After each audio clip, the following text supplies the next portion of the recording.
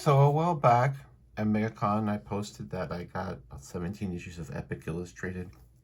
Epic Illustrated was Marvel's attempt to compete with heavy metal. Was first published in early 1980.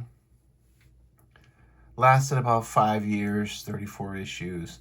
Um, I liked it back in the day.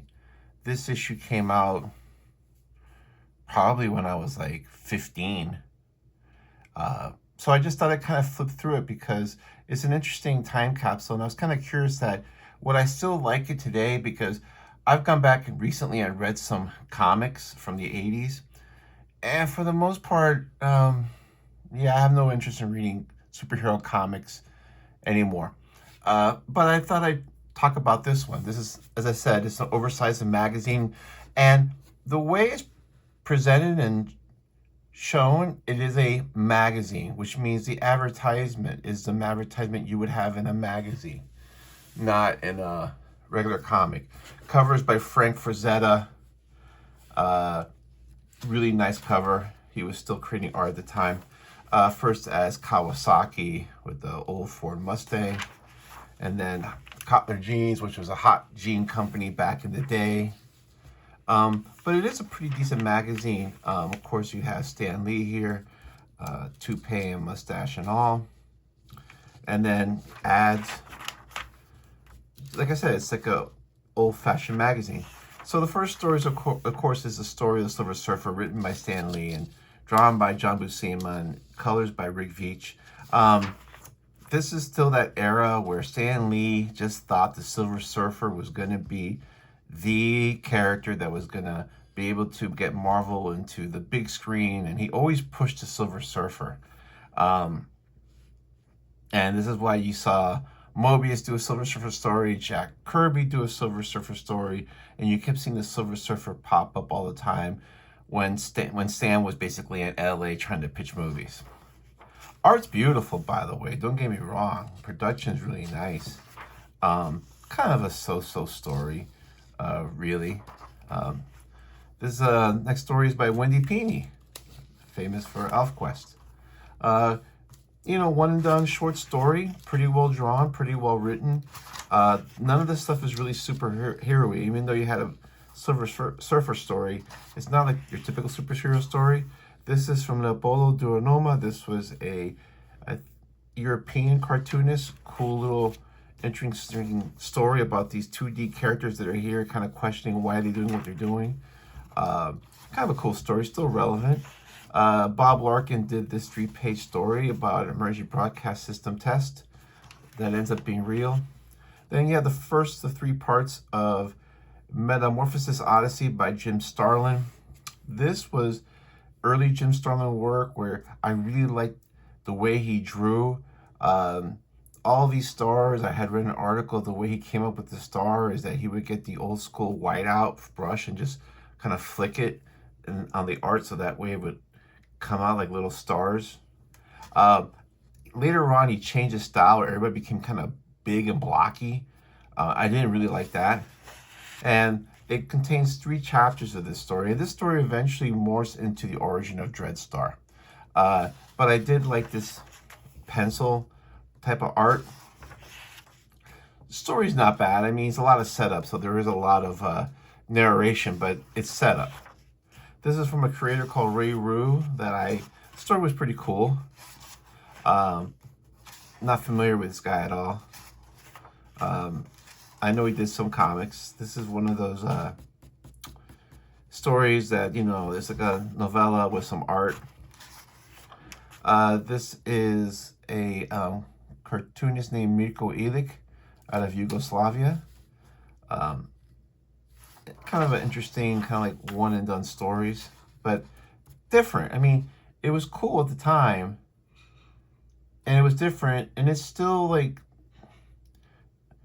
kind of hits. It's one of those stories that you can read and you're like, oh, it's still pretty good. Next year we got a story by Ernie Colon. Ernie Colon really didn't do his own stories, but it's a funny story about a group of I guess friars from other worlds, maybe the United States, go to these planets and try to convert the natives, just like the bishops and monks and everybody else used to go to other countries and try to convert, the natives into believing in Christ. And there's one scene, this guy's like, say, listen, we're going to kill you. And so he shoots him with this gun, and this gun basically devolves the guy into, like, you know, sperm. And so, and he's like, oh, the warriors of the gods, people. So he gives this earpiece, gives this guy all the knowledge, and then this guy kind of is able to hypnotize him. And at the end, they bring them and they cook them, they serve them, and you realize they cooked them, and they're cannibals. But a story that still hits. It's not like, oh yeah, this is like in the 80s, or yeah, they didn't know about this technology in the future. I mean, it's still believable that you would have an advanced ship. It's very believable that they would go to other planets, assuming they had the same atmosphere, and that they would try to convert natives to their own religion. That's totally plausible. TDK, this is when cassettes, metal tape, to give you better sound. Spent a lot of money on these kind of things. This is a story by Art Seidem. Arthur Seidem, who was later on got famous for Marvel Zombies, did the story. He did other stories here early on. I always kind of liked his stories. They had like a weird type of logic to them. Liked it a lot. This is the second chapter of Metamorphosis Odyssey by Jim Starlin. And then this is the third one. Basically, Metamorphosis Odyssey is that there's this alien race that's like unstoppable, and this guy is part of a race that has been spending hundreds and thousands of years to find a way to defeat them. And so he's kind of like collecting his team, and he goes to Earth, and then they pick this one girl up who survives, and he's like, yeah, I got a surprise for them. And he basically says he detonates all the world's nuclear stockpile. And he's like, trust me, this is a better fate. It's better this way than just becoming one of their slaves. So the last panel's in color, which is kind of cool. And then an okay story. Okay story featuring the art, but the art's pretty cool. And then finally, a story with Carl Potts. What else we got here? Well, in the 80s, you could advertise cigarettes and magazines. And you could also advertise alcohol, because this is a magazine. It wasn't a comic. So I can see why Marvel would do this, because your advertisers are legit name brand advertisers. So they're going to pay more money. You can get more ad revenue because you can get better clientele. You're not advertising. It's not comic stores or supplies or, get big, stop having your scan kicked in your beach kind of, face kind of thing. It's a legitimately an advertisement. So I actually like this. I actually am surprised that I like this, but I think it's still pretty cool. It's hits that balance where it's interesting. It's not super dated.